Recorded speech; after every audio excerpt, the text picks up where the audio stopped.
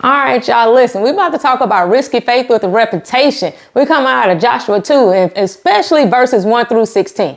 All right, let's get into Joshua 2, because this is one of those Bible stories that proves God does not choose people the way people do.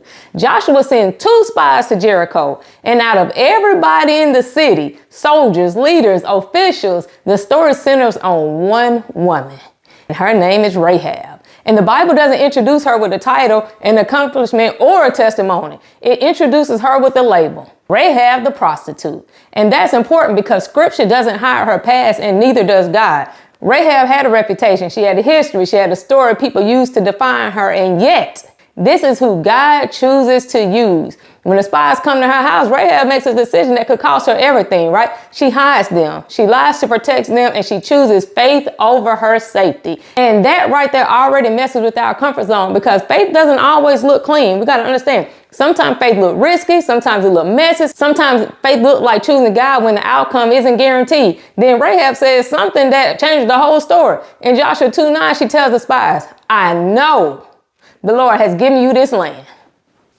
She didn't say, I think. She didn't say, I hope. She didn't say, I'm praying about it. She said, I know. Now, here's what makes that wild. Rahab didn't even grow up in church. She didn't have a Torah. She didn't have prophets teaching her weekly. All she had was what she heard, right? She heard about the Red Sea. She heard about how God defeated the enemies. She heard what the Lord has done for Israel. And she made a decision. I want to be on that side, which means faith doesn't always start with an experience. Sometimes it just starts with a report. Now, let's talk about the part that the church folks don't like to sit with. God did not wait for Rahab to clean up her life before he used her. He didn't say fix your reputation first. He didn't say get your life together, then I'll call you. He used her right where she was. And here's where it gets powerful. Rahab had a rope in her hand, but hope in her heart.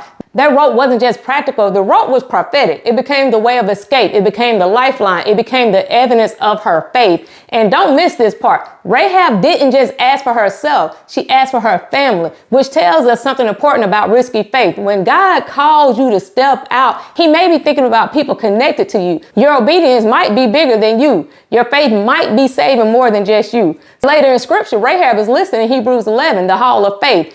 And she ends up in the lineage of Jesus himself, which means the woman with the worst reputation ends up connected to the greatest redemption story. So if you ever felt disqualified, overlooked, counted out because of your past, Rahab is proof that God doesn't call the polished, he calls the willing. And faith doesn't wait until your past is clean. Faith says yes, even when the label hasn't changed yet.